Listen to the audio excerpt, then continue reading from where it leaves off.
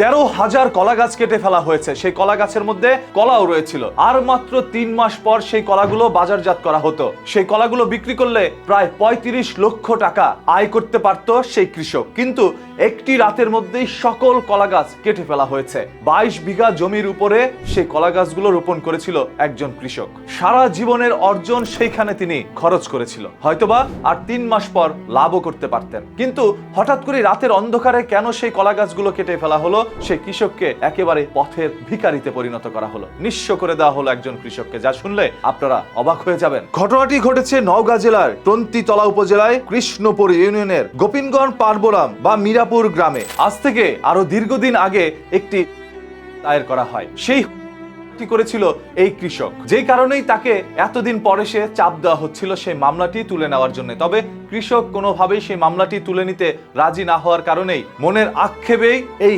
13,000 কলা গাছ এক রাতের মধ্যেই শেষ করে দিয়েছে, মাটির সাথে মিশিয়ে দিয়েছে সেই কলা গাছগুলোকে। মানে মানুষ মানুষের প্রতি বিভেদ রয়েছে, একে অপরের সাথে মীমাংসায় যেতে পারছিল না। এই কারণে কলা গাছগুলো কি করেছিল আপনাদের? কেন সেই কলা গাছগুলোর উপরে আপনি এরকম নির্মমতা চালালেন? দেখেন, যখন আপনি সেই 13,000 কলা গাছ মাটিতে নামিয়ে দিচ্ছিলেন, তখন আল্লাহ তাআলার আরশ মনে হয় কেঁপে গিয়েছিল এতগুলো গাছ একত্রে দুনিয়া থেকে সরিয়ে দেওয়ার জন্য। মানুষ মানুষের সাথে দ্বন্দ্ব থাকতেই পারে, কারণ মানুষই সব থেকে বড় অমানুষ। কিন্তু সেইখানে এই সকল গাছগুলোর কোনো দোষ ছিল না। আপনি জানেন, গাছেরও প্রাণ আছে। তার মানে এতগুলো কলা গাছ দুনিয়া থেকে সরিয়ে দেওয়ার ফলে আপনার বিরুদ্ধে বড় কোনো ধরনের মামলা হতে পারে। সেটা সেই কৃষক ভয়ে যদি নাও করে, বাংলাদেশের সকল মানুষ একত্রে হয়ে সেই সকল দুর্বৃত্তদের বিরুদ্ধে এই ধরনের মামলা করা আমাদের জন্য ফরজ হয়ে গিয়েছে। সন্দেহজনকভাবে একজনকে ইতিমধ্যে আইন শৃঙ্খলা বাহিনী গ্রেপ্তার করেছে। তার কাছ থেকে যদি সত্য কোনো তথ্য বেরিয়ে আসে, এই পৃথিবীর কেউ যদি মামলা না করে, তাহলে আমরা আছি। একটি মামলা না উঠানোর কারণে একজন কৃষককে পথের ভিখারি করে দিল। কেটে নেওয়া হলো 13,000 গাছ,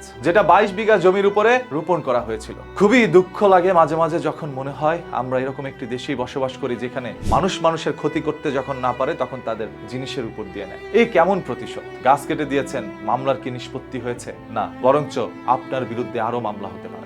আপনাদের সবার কাছে অনুরোধ করব, এই ভিডিওটি এখনই শেয়ার করে দেন, যাতে করে প্রতিটি মানুষ এই তথ্যগুলো জানার পর সেই কৃষকের পাশে দাঁড়াতে পারে। আজ সে পথের ফকির, হয়তোবা এমন কোন সিদ্ধান্ত নিতে পারে যাতে করে তার নিজেই হয়তোবা উৎসর্গ করে দিবে। আমরা চাই না সেই কৃষক এই পরিস্থিতিতে ওই রকম কোন সিদ্ধান্তে যাক। তিনি স্ট্রং থাকুক, অপরাধীর বিরুদ্ধে লড়াই করুক। সেই জন্য আপনার আমার সাহায্য তার দরকার। প্রতিদিনের ঘটে যাওয়া এই ধরনের ঘটনা, দুর্ঘটনা, লুকোনো সত্য জানতে পেজটাকে অবশ্যই ফলো করে রাখেন।